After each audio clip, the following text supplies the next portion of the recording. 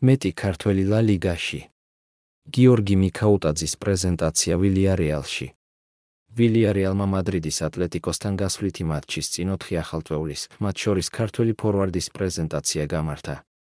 საქართველოს ეროვნული ნაკრების თავდამსხმელი გიორგი მიქაუტაძე სექტემბრის მატჩების შემდეგ ესპანეთში გაემგზავრა და ვილიარეალს შეუერთდა.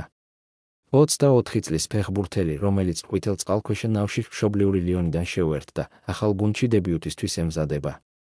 11 სექტემბერს ვილიარეალმა 4 ახალწეულის პრეზენტაცია გამართა, რომელთა შორის მიქაუტაძეც იყო. დამსწრეებს მარსელინოს გუნდის ახალმა 9 მატჩს მიმართა, რომელიც კლუბმა მისთვის სარეკორდო ფასად შეიძინა. მადლობელი ვარ ვილიარეალის იმ ძალისხმევისთვის, რომელიც კლუბმა ჩემს გამო გასწია.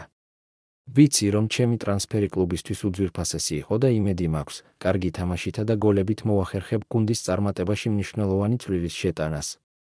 მოედანზე თავს არასდროს ვზოგავდი და აქაც ამის გაკეთებას ვაპირებ, თქვა საუბრის დასაწყისში ჟორჟმა.